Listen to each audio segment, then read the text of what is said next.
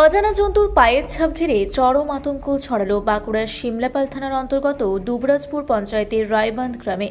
রবিবার সকালে গ্রামের একটি আলু জমিতে মাটি দিতে গিয়ে প্রথমই বড়সড় পায়ের ছাপগুলি নজরে আসে স্থানীয় বাসিন্দাদের। মুহূর্তের মধ্যেই ঘটনাটি জানানো হতেই গ্রাম জুড়ে ছড়িয়ে পড়ে আতঙ্ক। এক গ্রামবাসীর দাবি, এদিন সকালে আলু জমির পরিচর্যা শেষে খাবারের জন্য বাড়ি ফেরার সময় তিনি একটি বাঘের মুখোমুখি হন।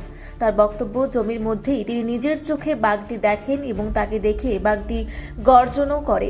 পরে সেটি পাশের ঝোপের মধ্যে ঢুকে যায়। ওই বাসিন্দার দাবি অনুযায়ী এলাকায় একাধিক বড় আকারের বাঘের পায়ের ছাপও দেখা গিয়েছে।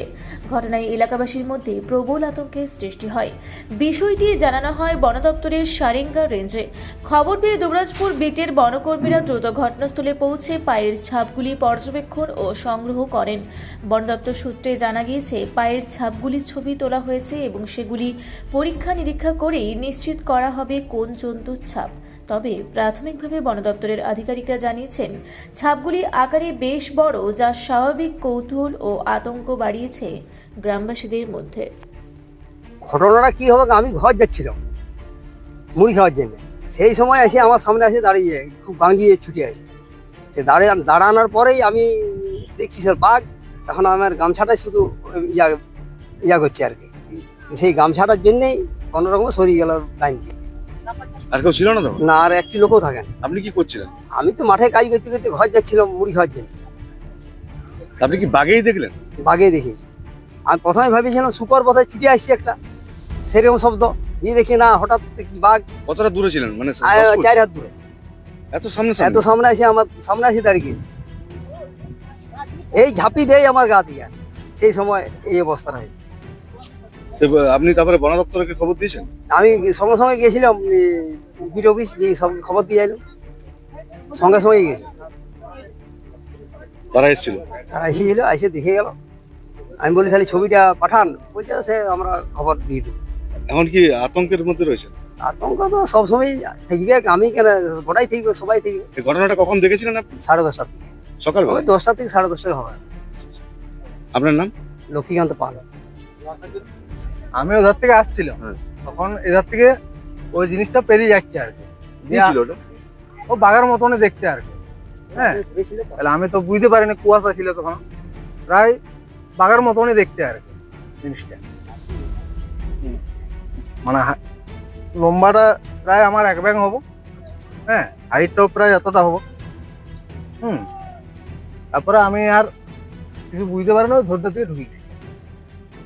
তা আপনারা কি আতঙ্কে রয়েছেন? আতঙ্কই তো। মানে কি জিনিসটা আপনারা বুঝতে পারেননি, বাঘ না অন্য কিছু? হ্যাঁ, বাঘের মতনই কিন্তু। মানে তাহলে কি বাঘ? ওর গায়ে কিন্তু কালো ডোরা কাটা দাগ আছে। আর বাঘের মতন মুখালটা। আপনারা বন দপ্তরকে জানিয়েছেন? হ্যাঁ, বন দপ্তরকে আমি সঙ্গে সঙ্গে ফোন করেছি। এসেছিল? হ্যাঁ, প্রকাশ পালকে ফোন করি, প্রকাশ পাল আবার বীরবাবুকে ফোন করে। এখন কি আতঙ্কের মধ্যে রয়েছেন? কিন্তু হ্যাঁ। চাষবাস করছেন আপনারা? হ্যাঁ, মানে আসতে ভয় পাচ্ছি আর কি। এবারে একলা দুগুলা মানে আর কাজ করা যাবে না। যা পরিস্থিতি। আপনার নাম? অভিজিৎ পাল। লক্ষ্মীকান্ত পাল। বাঘ চেঁচাইছি, ইয়ার পরেই আমরা এইদিকে তাকাই, কুয়াশার মধ্যে দূর থেকে, বেদম দূর থেকে লয়, হয়তো 300-350 ফুট দূরে দিয়ে দেখছি বেশ লম্বা চওড়া। প্রথমে মনে হইলো যে কুকুর, দিয়ে দেখা গেল যে না, যে লম্বা আর মোটা, তাতে করে মনে হইলো যে বাঘেই বটে। দিয়ে আমরা সামনাসামনি ছুটাছুটি করে ইসে করে আইলাম। আস্তে আস্তে ও কিন্তু আস্তে আস্তে যে ওই যে বাঁধের যে ঝোড় আছে, ওই ঝোড়ের মধ্যে ঢুকে যায়। তারপরে গ্রাম থেকে বেশ কিছু লোক আসে, কিন্তু এখনো কোনো সন্ধান পাওয়া যায়নি। এবং বাঘটা ঝরে ঝরে যে কোন দিকে চলে গেছে, পাশের গ্রাম দিকে না মাঠে অন্য কোনো দিকে, এখনো পর্যন্ত আর মোটামুটি দেখতে পাওয়া যায়। এখন কি আতঙ্কের মধ্যে রয়েছেন? আতঙ্ক মানে যখনই বাঘ বাঘ করে ইয়া করেছে, তখন তো এবার আমার দাদা বটে, তাহলে আমাকে তো ছুটে আসতেই হবে। তাহলে ছুটা দৌড়া করে আসছি, বাঘ তখন আস্তে আস্তে অন্য সাইড দিয়ে চলে যাচ্ছে। দৌড়ে গেল না আস্তে আস্তে? না, খুব আস্তে আস্তের মধ্যে। এইখানটায় আস্তে আস্তে গেছে, আর ওইধার খুব জোরে এসেছে। মানে বাঘ বাঘ করার পরে আমি যতক্ষণ দেখলাম, তখন কিন্তু খুব আস্তে আস্তে লাদুস লুদুস করে ও চলে গেল। মানে মোটামুটি কত বড় হবে মনে হচ্ছে?